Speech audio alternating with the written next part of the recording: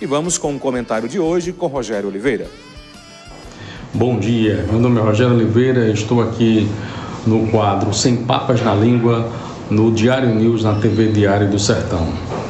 Hoje falaremos sobre as manifestações do último dia 2 de outubro, em que as oposições convocaram a população para protestar contra o presidente Bolsonaro.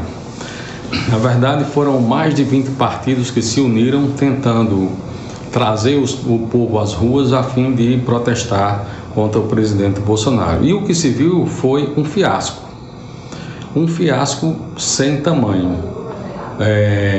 As ruas estavam praticamente vazias, poucas pessoas aderiram e tivemos incidentes de violência, como aconteceu em São Paulo com o presidenciável Ciro Gomes, que foi agredido por manifestantes do PT, teve que sair da manifestação de maneira apressada, fugindo com seguranças, para que não sofresse lesões diante de tentativa de apedrejamento, de bater com paus, pedaços de paus no presidenciável.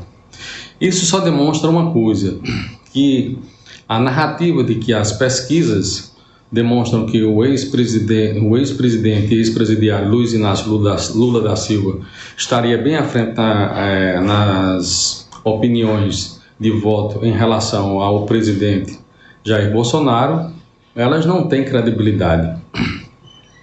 Diferentemente do que acontece com as manifestações que são convocadas pela oposição, e especialmente capitaneadas pelo PT, na busca de soerguer o nome de Luiz Inácio Lula da Silva numa eventual campanha para eleição para presidente nas próximas eleições, na verdade, o atual presidente ele consegue arrastar multidões sem tamanho, o que não acontece com as oposições. Então, quando se vê pesquisas de opinião que demonstram que supostamente o atual presidente Jair Bolsonaro está bem aquém das intenções de votos do que está o ex-presidente Luiz Inácio Lula da Silva, devemos nos questionar se de fato essas pesquisas elas representam a vontade popular. Se de fato essas pesquisas estão sendo feitas com veracidade nos seus números, porque não é isso que demonstra as ruas.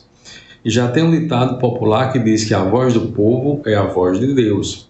Então não é verdade que o presidente Jair Bolsonaro estaria de maneira tão desgastada e que pudesse estar bem aquém nas intenções de votos para as eleições que se aproximam no próximo ano. Então, por que a grande imprensa, os grandes meios de comunicação, a grande mídia, ataca violentamente o presidente Jair Bolsonaro todos os dias? O intuito é exatamente de desgastar a imagem do presidente para que a população, eventualmente, acolha esse tipo de comportamento e passe a desacreditar o presidente Jair Bolsonaro. Mas essa estratégia até agora não tem tido resultado. É o que ficou mais uma vez demonstrado com as manifestações do último dia 2 de outubro. Ao revés do que aconteceu no dia 7 de setembro, onde multidões sem tamanho acorreram a várias cidades do Brasil para demonstrar apoio ao presidente, as manifestações do dia 2 de outubro, que foram convocadas pela oposição, foram um fiasco total. Isso é importante para que nós tenhamos um retrato das eleições que se aproximam.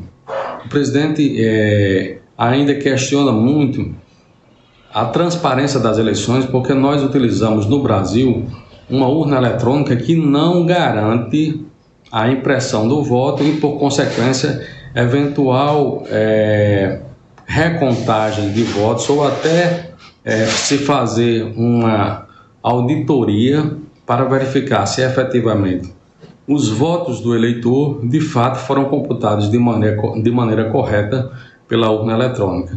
Daí porque a falta de transparência ainda põe em risco às nossas eleições.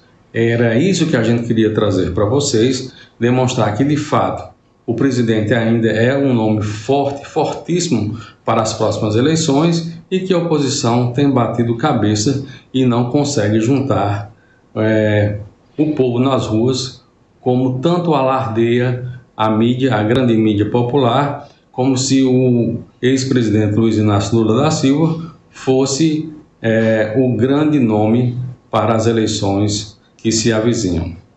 Era isso que nós tínhamos para hoje. Um nosso abraço e até a próxima semana.